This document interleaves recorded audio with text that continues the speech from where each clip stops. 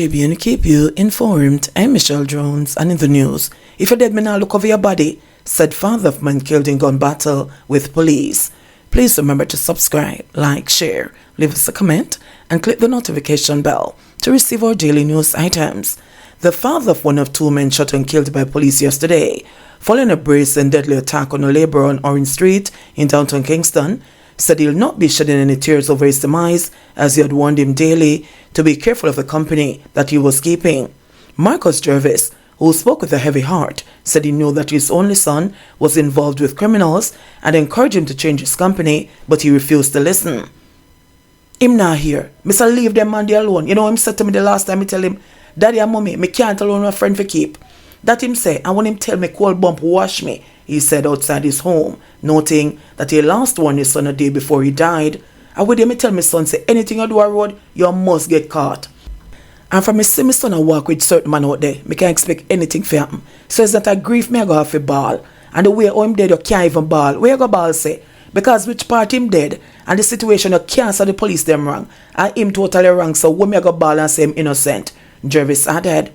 Nicholas Jervis, said to be about 23, and another man whose identity has not yet been ascertained, were killed by police during an alleged shootout following the daring daylight murder of Craig Johnson, otherwise called Big Head.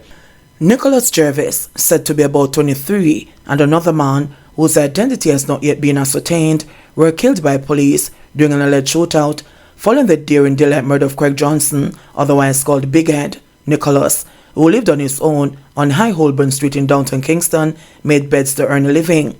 Head of the Kingston Central Police, Superintendent Burswood Williams, said based on reports received, about 10 a.m., a car with 4 men shot and killed one man along Orange Street.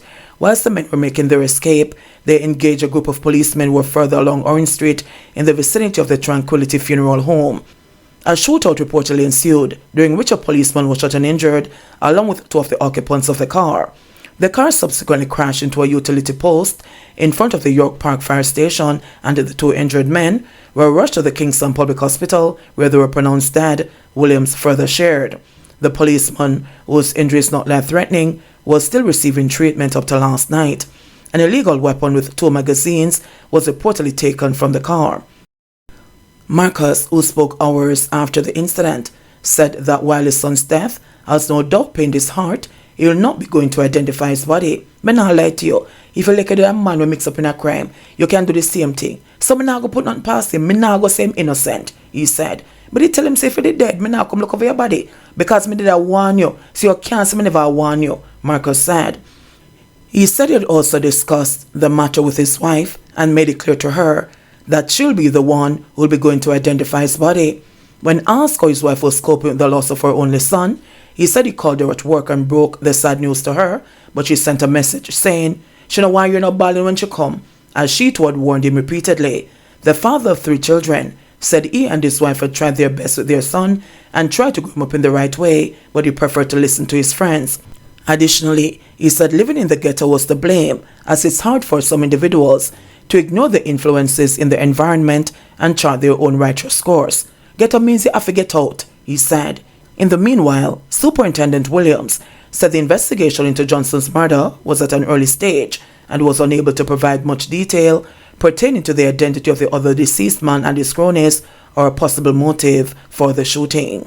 The Independent Commission of Investigations, INDECOM, has also launched an investigation into the double fatality. JBN, we keep you informed. I am Michelle Jones. Please remember to subscribe, like, share, leave us a comment, and click the notification bell to receive our daily news items.